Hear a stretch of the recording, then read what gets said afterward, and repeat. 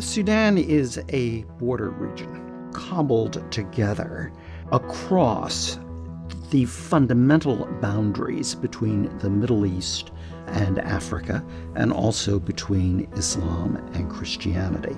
The southern part of Sudan is now South Sudan, period starting about 1956, right up to the present time, has been one of almost continuous civil wars and frequent coups. There were also issues over how to distribute oil revenue between the southern parts of the country that produce the oil and the north, which control the government.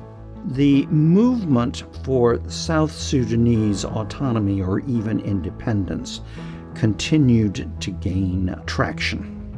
The so-called Comprehensive Peace Agreement of 2005 laid out a whole series of reforms. Then there could be a referendum in 2011 in which the South Sudanese could vote either to remain part of a reformed Sudan or vote for independence. The Khartoum government instituted virtually none of the reforms, and to no one's great surprise, South Sudan voted overwhelmingly for independence.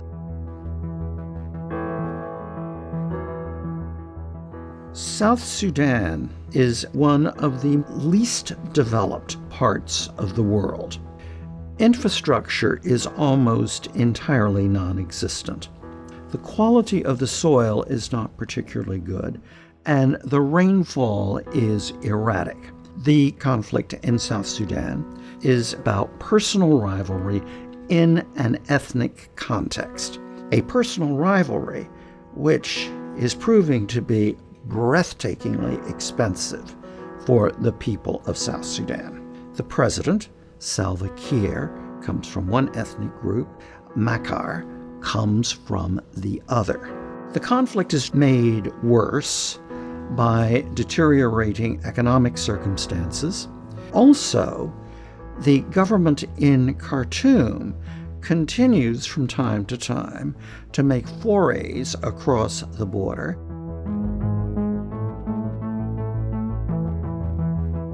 The interests of the United States in South Sudan are overwhelmingly humanitarian, but there is also a political dimension.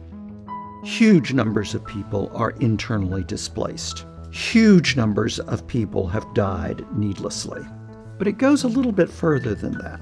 The United States was one of the godfathers of the Comprehensive Peace Agreement. South Sudan has received significant amounts of American assistance.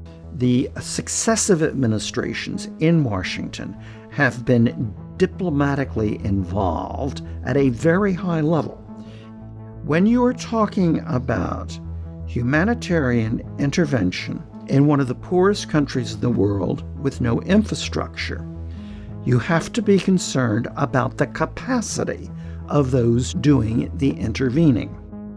Deciding whether or not to conduct a humanitarian intervention is not easy. You're going to have to think about whether it will be unilateral or multilateral. How hard is this going to be? How far away is it? This is just basic military logistics.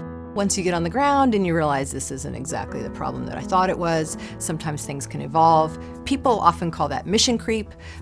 But on the other hand, it's also adapting to the changing circumstances. And so you have to weigh these problems, the risks and the costs, and you have to do it quickly. We have to remember history. We are talking about a polity which had been at war with itself in one form or another by now for more than 50 years.